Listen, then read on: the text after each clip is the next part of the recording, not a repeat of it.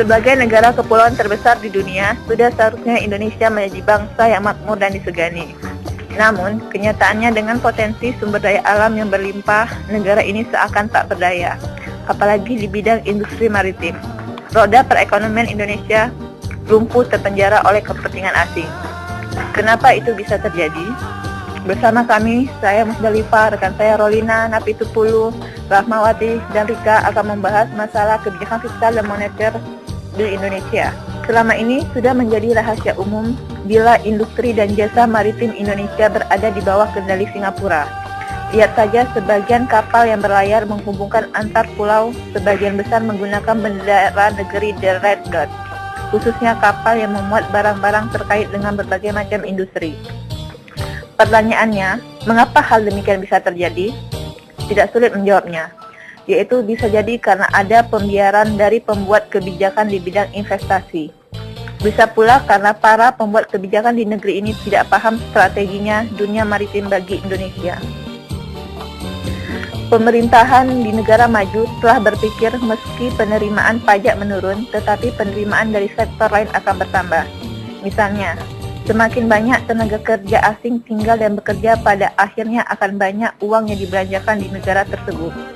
Selain itu, transaksi perbankan biasanya akan semakin banyak, sehingga pendapatan negara akan meningkat. Ini adalah pola pikir dan langkah pemerintahan yang dikelola oleh negarawan cerdas. Jika industri maritim Indonesia mau berkembang dan siap bersaing dengan industri sejenis, maka pemerintah khususnya Kementerian Perhubungan, Kementerian Perindustrian, Kementerian BUMN, dan Kementerian Keuangan harus membuka mata dan jangan mau dipengaruhi para pelobi yang mewakili pihak-pihak pencari keuntungan, tanpa memikirkan nasib bangsa. Langkah pertama melakukan revitalisasi atau deregulasi di sektor fiskal sehingga Indonesia bisa kompetitif, kecuali bangsa ini mau jadi pecundang terus. Industri perkapalan merupakan industri padat karya dan padat modal yang memiliki daya saing tinggi. Karena itu, dukungan pemerintah sebagai pemegang kewenangan sangat penting. Faktor kebijakan moneter dan fiskal masih sulitnya akses dana perbankan dan tingginya bunga menjadi beban para pelaku usaha. Industri kapal juga harus membayar pajak 2 kali lipat. Masalah lain adalah minimnya keterlibatan perbankan. Perbankan enggan menyalurkan kredit kepada industri perkapalan. Mereka beranggapan industri perkapalan penuh resiko karena kontrol terhadap industri ini sulit. Selain itu, masalah lahan yang digunakan industri perkapalan, terutama galangan kapal besar, berada di daerah kerja pelabuhan dan hak pengelolaan lahan dikuasai oleh PT Pelindo, sehingga industri perkapalan masih sangat tergantung pada HPL. Padahal, jika ada keleluasaan lahan di pelabuhan, bukan tidak mungkin industri kapal lebih berkembang.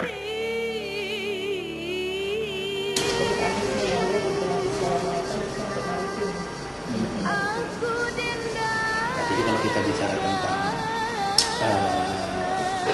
kebijakan fiskal adalah kebijakan anggaran sebenarnya, menyesuaikan pendapatan dengan pembiayaan pembangunan untuk kesejahteraan masyarakat, namun disesuaikan dengan kemampuan APBN maupun APBD kemampuan. Dan memang begitu seharusnya diharapkan daerah-daerah tersebut.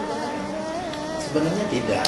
Begini, yang penting adalah pemerintah dalam hal ini melalui kebijakan fiskalnya, kebijakan keuangan dan pembangunannya itu membuat regulasi-regulasi, aturan-aturan. Banyak persoalannya, ganti rugi yang tak sama ya gitu. Kalau melalui pemerintah dengan anggaran yang ada pada pemerintah, jadi anggaran tersebut dibelikan untuk lahan ya, lahan. Jadi lahan itu menjadi milik pemerintah, masyarakat untuk didapat ganti rugi untung ya, ganti rugi tapi untung dia kan ya kan. Dia masyarakat bisa mungkin pindah ke tempat lain, atau memang sudah ada juga program pemerintah misalnya mengganti tempatnya suplemen misalnya. Jadi dalam artinya pemerintah harus melakukan itu, pertama buat regulasinya, yang kedua kuasai lahannya dengan mengganti rugi untung bagi masyarakat. Setelah itu investasi masuk. Kalau misalnya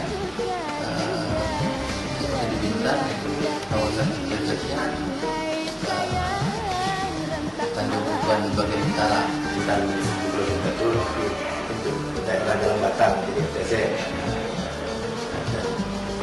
Tidak lama lagi juga akan ada investasi di situ. Itu juga di bagian timurnya di daerah Kijang itu justru margin tadi kita dan Batam secara keseluruhan ya Batam termasuk Barelang juga di sekitar ini nggak umum. Jadi ini dalam hal kebijakan tadi daerah meminta kepada pusat untuk menjadikan sebagian atau seluruh daerah di Kepri ini menjadi PAD-nya cukup besar dari apa daerah yang di Trenzon itu tadi. Kan ada barang-barang bekas kan yang masuk ke sini kan tempat dia masuk spray kan dia masuk. Sementara produk yang dari luar yang baru-baru itu pertanyaannya MTZ ini apakah menguntungkan semua? Ya jelas kalau tidak menguntungkan tidak dibuat kan itu ya kebijakan itu. MTZ tadi bagi pemerintah daerah ya jelas menguntungkan karena ada pemasukan ya kan, ada PAD nanti yang diterima ya pendapatan asli daerah. Karena contohlah seperti Lago itu dengan adanya investasi orang asing membangun hotel di Lago ya, jadi kita mendapat PAD-nya cukup besar dari apa? Dari retribusi